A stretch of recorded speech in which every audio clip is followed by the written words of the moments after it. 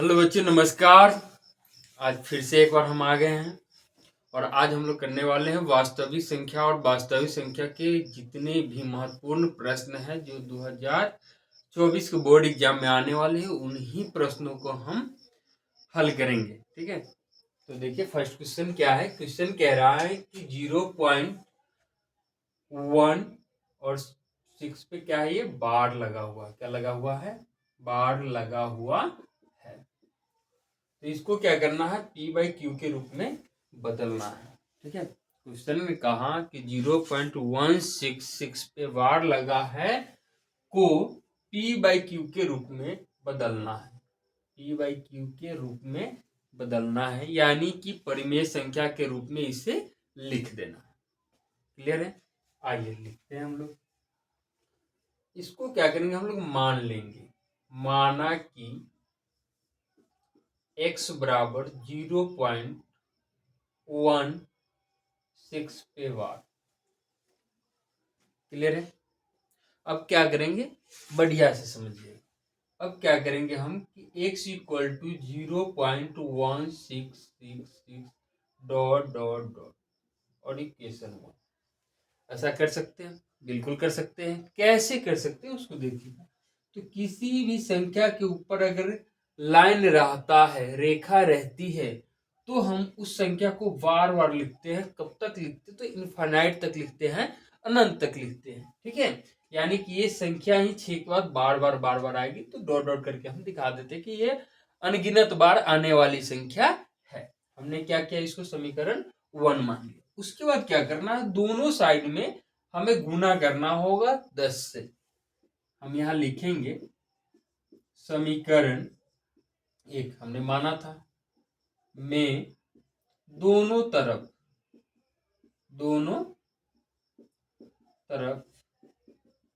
10 से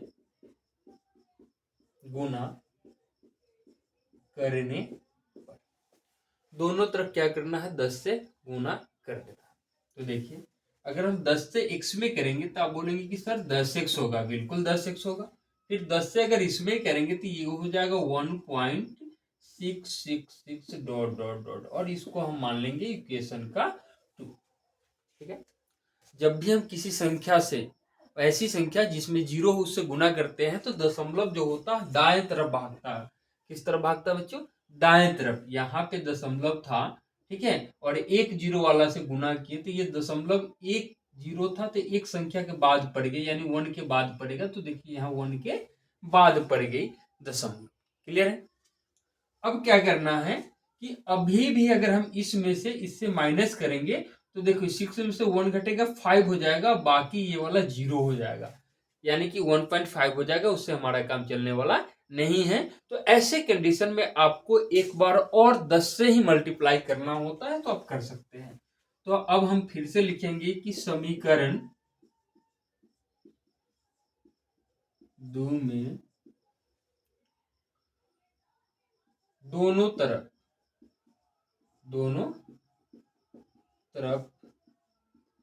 10 से गुना करने पर, क्या करने पर बच्चों? गुना करने पर। 10 से अब गुना करेंगे 10 में तो आप कहेंगे कि सर 100 होगा। बिल्कुल सही, ये 100 हो गया। अब 10 से गुना करेंगे तो आप बोलेगी सर अभी भी आपने बताया कि दशमलव जो है दाईं तरफ भागता है। जब भी हम 0 वाली संख्या से गुना करते हैं किसी संख्या में तो दशमलव जो है वो दाईं तरफ भागता है। कितने बार? तो जितनी बार 0 होंगे उतनी बार वो भागेंगे, उतनी संख्या के बाद पड़ेगी। तो यहाँ पे जो संख्या है समीकरण 2 में हम गुना कर रहे हैं। किसमें गुना कर रहे हैं बाबू? समीकरण 2 में। कितने से कर रहे हैं? 10 से कर रहे हैं। तो 10 से जैसे ही हम गुना करेंगे तो 10 में एक 0 है तो एक 0 के बाद दशमलव पड़ेगा। आप ध्यान से देखिएगा तो दशमलव यहाँ था 1 के बाद और एक और संख्या के बाद होगा, यानी कि 16, यानी कि 6 के बाद दशमलव पड़ेगा। और इधर आपको पता है कि ये सारी संख्याएं 6 ही होती जाएगी। कहां तक? तो आप कहेंगे कि सर अनंत तक होगी। बिल्कुल अनंत तक होगी। अब क्या करना है कि हमें समीकरण 3 में से 2 माइनस करना है। क्यों करना है? तो हम देख सकते हैं कि ये माइनस अगर करते हैं तो ये वाली 6 वाली जो है इस साइड दशमलव के साथ टोटल 0 हो जाना है घट के। ठीक है। तो 16 में से 1 जाएगा तो 15 बचेगा।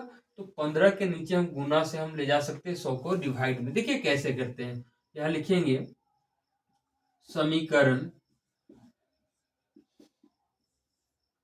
3 माइनस समीकरण 2।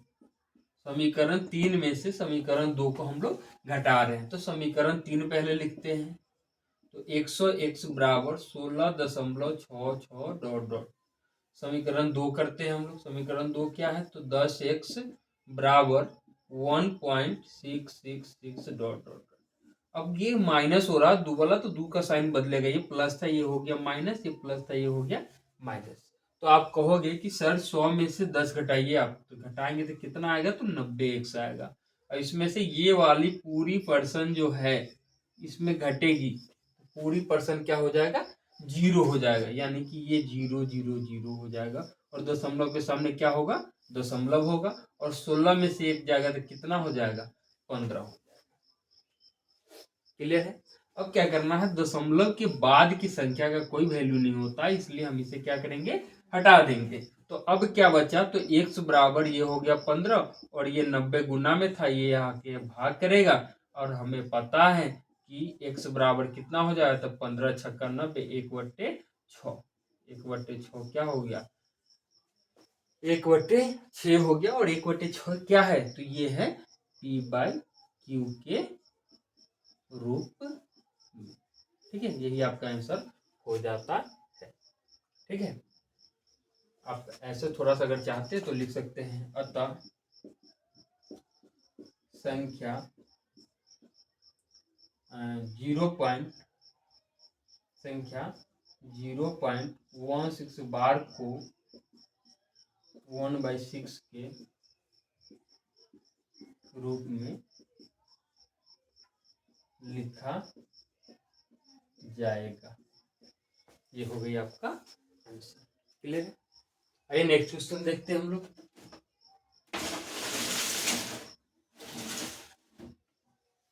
नेक्स्ट क्वेश्चन हमारे पास है, और नेक्स्ट क्वेश्चन है क्या, तो ये बहुत ही खूबसूरत क्वेश्चन है। ये क्वेश्चन बार बार रिपीट किया जाता है, पूछा जाता है। इस चैप्टर से पूछने वाले जो भी यानी वास्तविक संख्या से पूछे वाले जो जो क्वेश्चन है, उन्हीं क्वेश्चन को हम करा रहे हैं आज के सेशन में। तो हम लोग देख रहे हैं कि यहाँ कह रहा है कि सिद्ध करना है कि ये जो संख्या वो क्या है, अपरिमेय संख्या है। कहने का मतलब है कि आपको किसी ने दे दिया नमक और किसी ने दिया चीनी, और बोला कि भैया ये बताओ कि नमक है और ये चीनी है, तो कंफ्यूज हो जाते हैं बच्चा।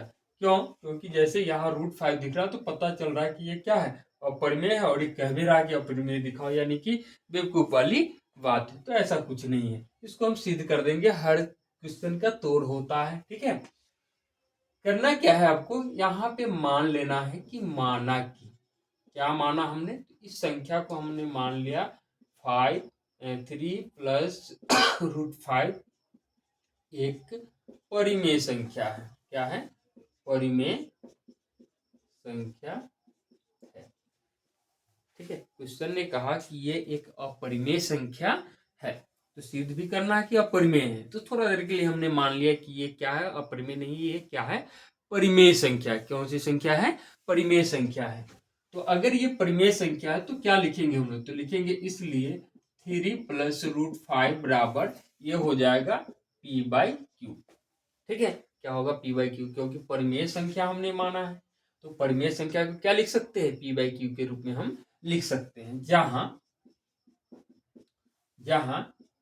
p, q एक पूर्णांक है।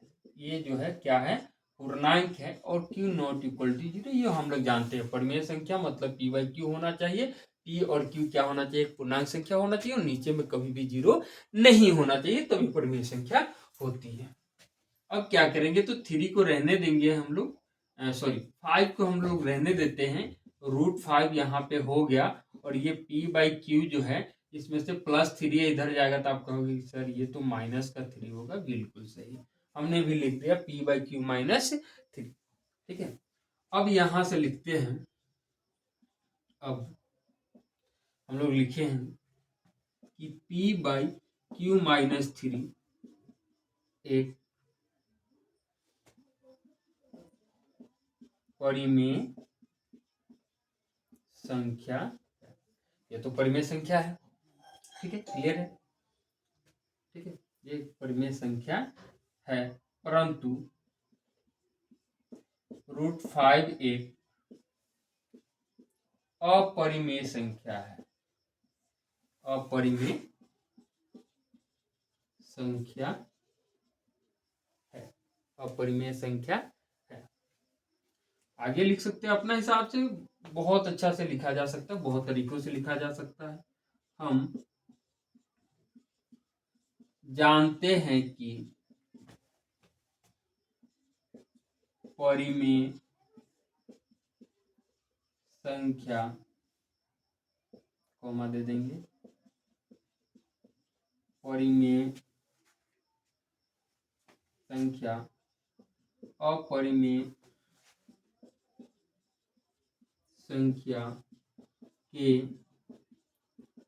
बराबर नहीं होता है।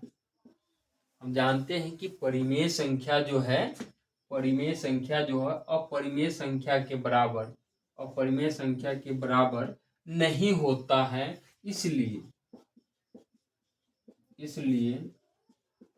मेरा मानना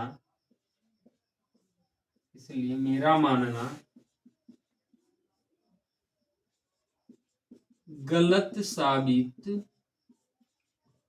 हुआ कि 3 + √5 एक परिमेय संख्या है। अतः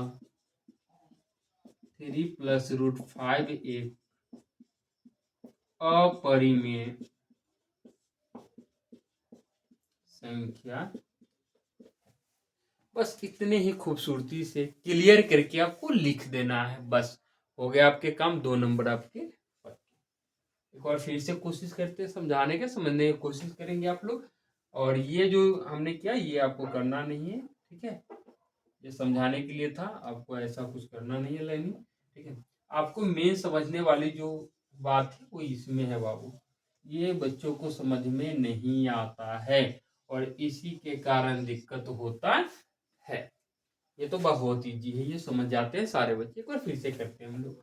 ये एक अपरिमेय संख्या है, कहा क्वेश्चन सिद्ध करना है कि यह क्या है, एक अपरिमेय संख्या है। तो पहले तो उसको उल्टा मानेंगे हम लोग। हमने मान लिया कि माना कि ये जो संख्या आई है, ये संख्या एक परिमेय संख्या है, तो जब परिमेय होगा तो p/q के रूप में होगा, और pq एक पूर्णांक होगा, ये हमें पता है। तो हमने 3 को इस साइड कर दिया तो p/q - 3 हो गया, क्लियर है। तो अब p/q - 3 जो है ये एक परिमेय संख्या है। क्यों परिमेय संख्या है? तो परिमेय संख्या हम p/q में से कुछ भी घटेगा तो जब भी आएगा वो परिमेय आएगा, क्योंकि pq पूर्णांक होता है, यानी p और q माइनस और प्लस कुछ भी में आएगा तो p/q के रूप में हो जाएगा। जब p/q के रूप में हो जाएगा तो ये हर हाल में क्या होगा, ये पूरी कंडीशन क्या होगी, परिमेय संख्या होगी। हमने लिखा परिमेय संख्या, परंतु √5 एक अपरिमेय संख्या है। ये हर हाल में क्या है, √5 जो है अपरिमेय संख्या है, हम लोग जानते हैं। और हम ये भी जानते हैं कि एक परिमेय संख्या अपरिमेय संख्या के बराबर नहीं होती है, वही बात हमने लिख दिया।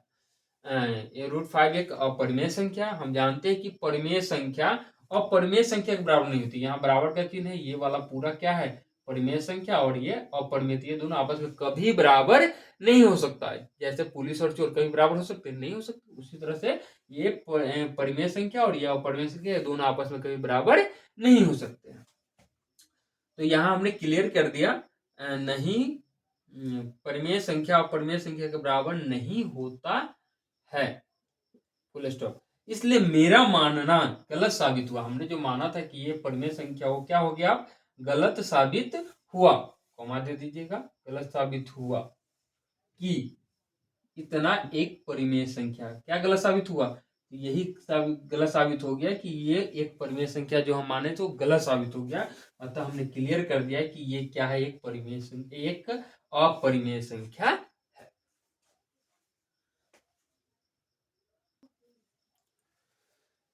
नेक्स्ट क्वेश्चन है हमारे पास। इससे पहले ये बता दें कि जितने भी क्वेश्चन हैं होल और वास्तविक संख्या जो चैप्टर है उस चैप्टर के टाइप्स जो बोर्ड एग्जाम में पूछे जाते हैं उन टाइप्स का ही क्वेश्चन हमने लिया है। आप देख सकते हैं क्वेश्चन बैंक पलट के भी, या आप पढ़ते हैं तो आपको पता होगा, बोर्ड एग्जाम तक आ गया तो आपको पता होगा कि क्या क्या क्वेश्चन है जो पूछे जाते हैं। ठीक है, तो ये सारे क्वेश्चन बहुत अधिक बार पूछे जाते हैं, पूछने की संभावना होती है। ऐसे क्वेश्चन हम देखे हैं कि कभी कभी 4-5 क्वेश्चन एक ही साल में पूछे गए हैं, एक ही एग्जाम में पूछे गए हैं। ठीक है, तो बढ़िया से इसे समझने की कोशिश आप लोग करेंगे। अब कह रहा है कि यूक्लिड विभाजन एल्गोरिथ्म का प्रयोग कर 272 और 1032 का मसा ज्ञात करना है, यानी कि HCF ज्ञात करना है। तो देखिए कैसे निकलेगा, आसान है। इन्होंने कहा है कि यूक्लिड विभाजन एल्गोरिथ्म का प्रयोग करना है, तो हम लोग लिख लेंगे यूक्लिड विभाजन एल्गोरिथ्म। हमने क्या क्या लिख लिया, होता क्या है तो आपको पता होगा, A equal to B Q plus R होता है और R इक्वल टू 0। ठीक है, ये कंडीशन होती है। इसमें HCF जो है जिसको हम लोग मौसा कहते हैं वो कहलाता है बी के स्थान पे जो आएगा संख्या, उसी संख्या को हम लोग HCF कहेंगे, उसी संख्या को हम लोग मौसा कहेंगे। ये सूत्र है हमारे पास। ठीक है, अब बात करते हैं ये जो दो संख्या दी गई है उसी का निकालना है, यानी 272 और तथा 1032, इसी का मौसा निकालना। इसका रूल्स होता है कि जो बड़ी संख्या उसको आप ए मान लो, आप ए मान लो, यानी कि 1072 ए हो गया। जो छोटी संख्या है उसे आप बी मान लो, तो बी हो गया 272। ठीक है, अब इसी फॉर्मूला पे हम लोग करेंगे, तो ए डालो भैया, तो ए तो हमने डाल दिया 1032, इक्वल टू बी डालो, बी हमने डाल दिया 272। क्लियर है। अब आते हैं इसको रफली कैसे करना है, उसके बारे में हम लोग जानेंगे। हमें क्या करना है, ए वाली जो संख्या है उसे लिख लेना है, बी वाली से भाग दे देना है। ए वाली संख्या 272, इससे हमें क्या करना है, भाग दे देना है। 3 बार में लग जाएगा, तो 3 दूनी 6, 3 सत्ते 21, हासिल 2, 3 दूना 6 2 8, माइनस कर देना है हमें। तो माइनस किए तो 6, 12 में से 6 गया 6, ये हो गया 2, 2 में से 1 गया 1, और ये हो गया 10 में से 8 गया 2। अब ये यहाँ आ गया 272। अब इससे भाग देंगे तो ये एक बार में लग जाएगा 272। बात को समझना है। अब क्या करना है, ये ए होता है, ये बी होता है, और ये जो है क्यू होता है, और ये क्या होता है, ये आर होता है। ये वाली संख्या क्या होती है, आर होती है। ए लिखा जा चुका है, आप ध्यान से देखिए। उसके बाद बी भी लिखा जाए, क्यू इंटू का क्यू, क्यू की जगह कितना दिख रहा है, 3 दिख रहा है, तब 3 करो, प्लस आर, आर की जगह कितना दिखा, तो 216 हमने लिख दिया, इजी है। अब क्या करना होता है, बात को समझो, आगे का प्रोसेस करते हैं। एक बार में लगा, ठीक है, अब इससे कोई मतलब नहीं, इससे देखना है। तो ये घटाया 12, 12 में से 6 गया, हमने घटाया 12, 12 में से 6 गया, 6 हो गया, और ये हो गया कितना, तो ये हो गया 6, 6 में से गया 5 हो गया। अब ऊपर से जो आएगा ये आ जाएगा 216। अब बात समझो, ये वाला हो गया ए, ये वाला हो गया बी, और ये वाला हो गया क्यू, और ये वाला हो गया ए। लिखो ये, यानी कि जो बी वाले पर्सन पे था वो ए वाले पर्सन पे आ गया, 200 कितना हो गया 72। देख लो यहाँ से 272 ए है, ए लिख दिया, बी बी की जगह 216 है, हमने लिख दिया 216, यानी कि आर वाला आ गया यहाँ पे। ठीक है, अच्छा उसके बाद क्या होता है, इंटू का क्यू, क्यू की जगह पे 1 है, हमने क्या किया 1 लिख दिया, प्लस आर, आर की जगह पे कितना दिख रहा है आपका सर, 56 है, तो हमने लिख दिया 56। ये काम हमारा हो गया। अब क्या करना है, इसको हटा देना है, इसको भी हटा देना है, इसको भी हटा देना है। ठीक है, अब फिर से इसको भाग दो। ठीक है, ये 3 बार में लग जाएगा। 17 18 का 88, 1 5 1 15 और 1 16 हमने लगा दिया। ये पैसा लेगा 16, 16 में से 8 गया, ये हो गया 8।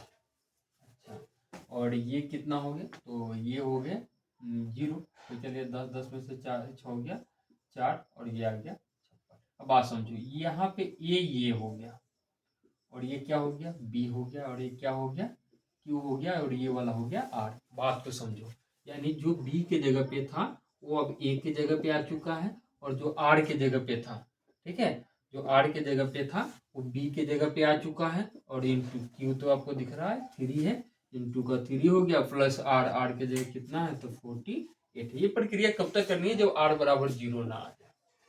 आर बराबर इस पे यानी यूक्लिड विभाजन एल्गोरिथ्म में ये प्रक्रिया तब तक करते जाना है जब तक कि आर बराबर 0 ना आ जाए। आएगा 0 आएगा। आगे देखिए, अब इसे हटाते हैं हम, यहाँ एक बार में लगेगा, ये हो गया 48, घटाएंगे 16 में से 8 गया 8, 4 में से 4 गया कट गया। अब यहाँ देखिए ये ए हो गया, ये बी हो गया और ये हो गया क्यू और ये हो गया आर, यानी ए जो होगा बी वाला ये हो गया 56 ए हो गया, ठीक है, और ये जो आर था वो हो गया क्या हो गया तो बी हो गया इंटू का क्यू, क्यू आपको दिख रहा है 1 होगा, 1 हो गया प्लस आर के जगह दिख रहा होगा 8 होगा, हमने कर दिया। अब क्या करना है, इसको हटाओ भाई, इससे कोई लेना देना नहीं है, ठीक है। अब इसे बढ़ा दिया हमने और ऊपर से यहाँ पे आ गया 48 और लगाएंगे 8 6 48, घटाएंगे तो ये हो गया 0 0, यानी 8 0 आ गया।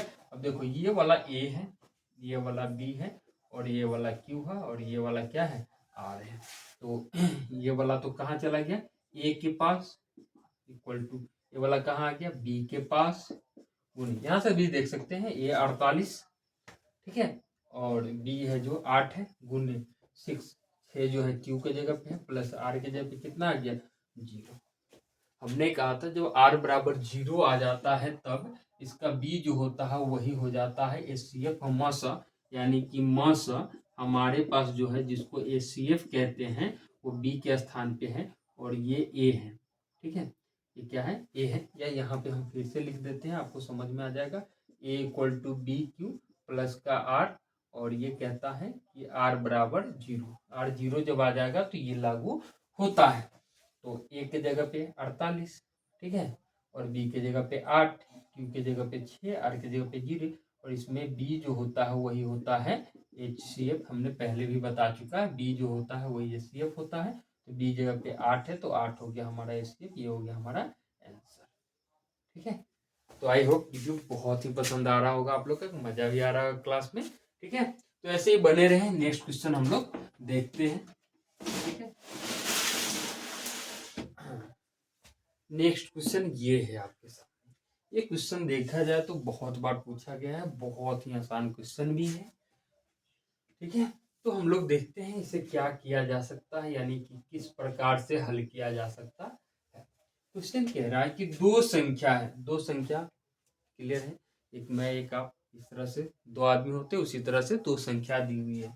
तो बात करते हैं दो संख्या का मौसा, दो संख्या जिसका मौसा निकाला है तो उनको मिला है 23 यानी 23 और उन्हीं दोनों संख्याओं का लौसा उनको मिला है 1449 रुपये। यदि एक संख्या, वो दो संख्या में से कोई एक संख्या जो है वह है 161, एक संख्या जो हो 161 है तो दूसरी संख्या ज्ञात करना है।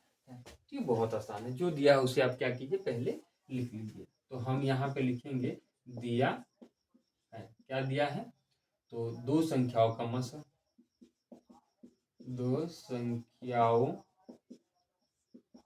का मसा, थोड़ा इस प्रकार से आपको लिखना होगा, यानी कि साफ सुथरे भाषा में, ठीक है। कितना है 23 और दो संख्याओं का लसा, दो संख्याओं का लसा जो है वो कितना है 1449, क्लियर है। अच्छा, एक संख्या, ठीक है, दो संख्याओं में से एक संख्या, ठीक है, एक संख्या दिया हुआ 161, ठीक है, और निकालना क्या है दूसरी संख्या, क्या निकालना हमें दूसरी संख्या बराबर क्या होगा, ठीक है। तो हम लोग सूत्र का इस्तेमाल करेंगे, पहले से भी जानते हैं, यहाँ लिखेंगे सूत्र, सूत्र कहता है एक संख्या गुने दूसरी संख्या बराबर मौसा गुने लसा। एक संख्या गुने दूसरी संख्या बराबर लसा गुने मसा या मसा गुने लसा। यहाँ से भी कहा जाता है पहली संख्या गुने दूसरी संख्या। ठीक है, दो संख्या थी, एक तो पहले आएगा एक बाद में आएगा, तो पहली संख्या गुने दूसरी संख्या बराबर भी यही होता है मौसा गुने लसा। क्लियर है? चलिए, कभी कभी ऐसा भी कहा जाता है ए गुने बी बराबर HCF गुने LCM, और यही बात है। LCM लसा को कहते हैं, CF मसा को कहते हैं। ए बी में पहले ए आता है तो एक संख्या ए हो गया, दूसरी संख्या बी हो गई, तो दोनों में से कोई काम करो, आप दोनों क्या है सही। तो हमें जो जो दिया है डालो भाई। एक संख्या दिया है 161, हमने डाल दिया 161 गुने। दूसरी संख्या हमें नहीं पता, निकालना है, तो इसको छोड़ दो आप ऐसे ही। बराबर मसा दिया हुआ है 23 है, तो डालो मसा गुने लसा भी दिया हुआ है, तो लसा भी डाल दो आप। ठीक है, अब दूसरी संख्या बराबर क्या होगा, तो आप कहेंगे कि सर हमें तो कुछ दिख रहा है। क्या दिख रहा है? तो आपको ये दिख रहा होगा कि ये गुना में इसको भाग में ले जा सकते हैं, तो आप ले जा सकते हैं। बिल्कुल सही सोच रहे हैं आप। तो ये हो गया 161। ठीक है, तो इसको काटा जा सकता है। अगर इससे आप काटे तो 7 बार में कटेगा। 7 3 21, 1 हासिल 2, 7 दूना 14, 2 16। 7 से अगर इससे काटे तो ये भी कटेगा। 7 दूना 14, ऊपर से 4 भागने लगेगा 0, और 7 7 49। यानी कि दूसरी संख्या बराबर कितना होगा, तो 207 होगा। ये आंसर हो गया। ठीक है, यानी कि 207 होगा। यानी एक संख्या 100 कितना है 61 है, और दूसरी संख्या जो है हमारे पास, तो वो दूसरी संख्या कितना निकला है, 207। दोनों संख्या का मौसा निकालेगा तो 23 मिल जाएगा आपको, 161, और 207 का मौसा इतना मिल जाएगा, और इसका लसा भी इतना आपको मिल जाएगा।